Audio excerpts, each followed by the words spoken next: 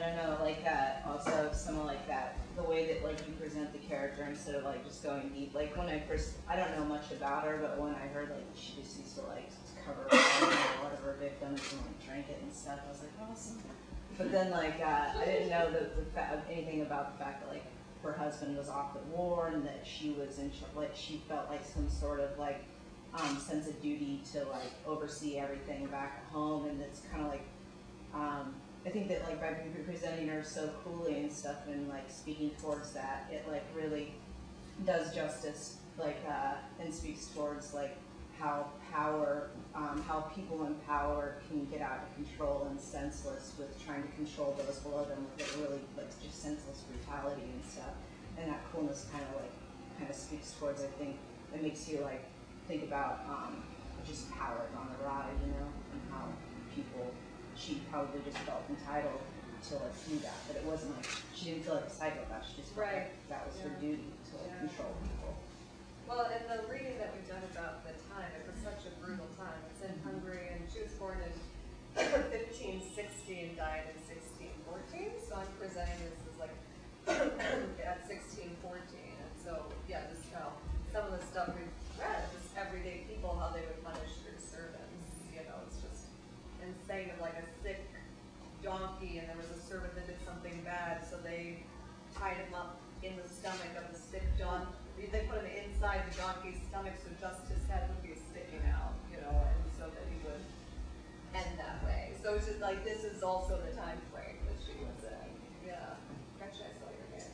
I know, but then we can see because I'm just thinking about people, a lot of people in the room seem to be touching on like timing and like, are you actually like dutifully recount, like bringing the countess to us, or are you creating this new countess? And like, I think I'm siding with the folks that are like, that she's not, that it's not the countess.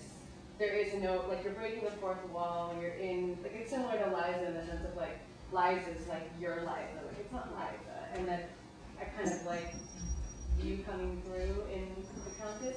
And even like, there were a couple phrases where I was like, they wouldn't have said that. Like, did they say beat the shit out of me? But then I like liked that hug of words. So I think I'm like, Hey Vic, I liked the rhythm that you had at the beginning. There was something that gave it a non-naturalistic feel, which I liked. There was also just one question. Would someone from the 1603 or whatever it was use the word my libido?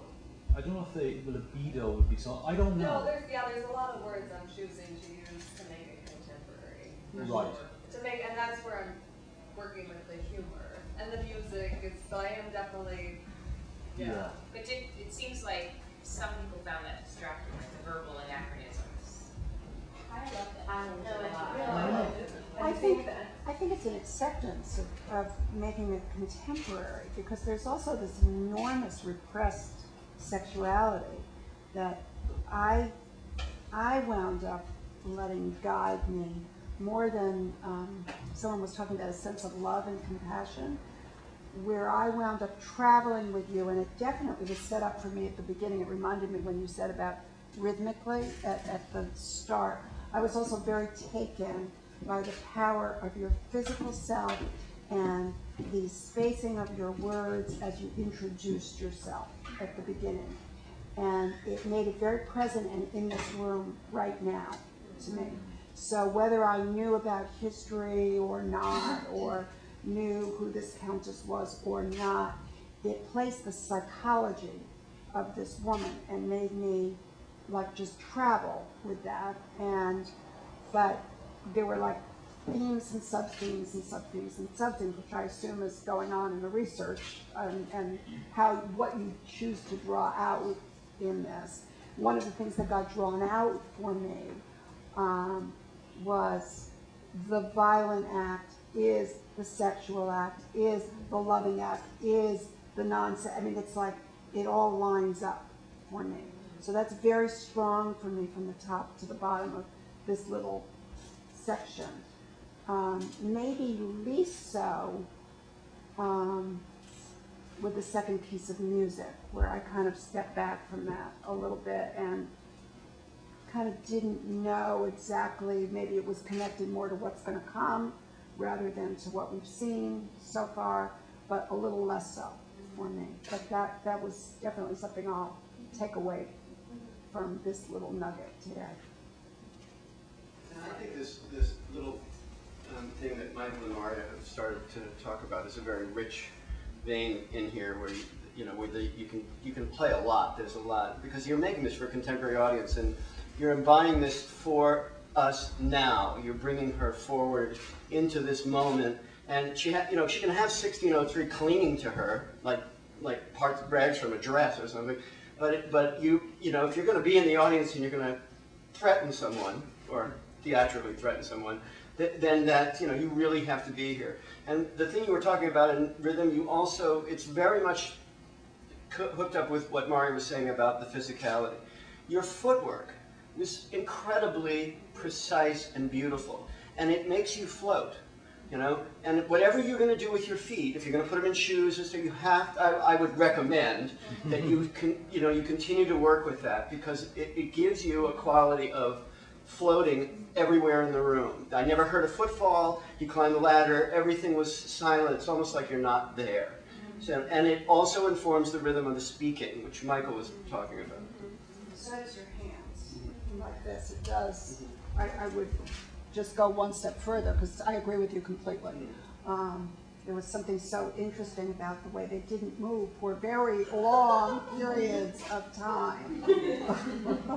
And I actually think that someone mentioned earlier, like your physicality and the doorway, and there were a lot of things that had this feeling of like, I don't know if you have been looking at like images and paintings from the time period, but it felt there were like moments where they almost could have been portraits, and there's something very period about the way that you would collapse onto the door frame or would collapse. And it's also incredibly Vic too, so it was a really nice collision of things for me that would like make a moment pop and make her as a character and you sync up.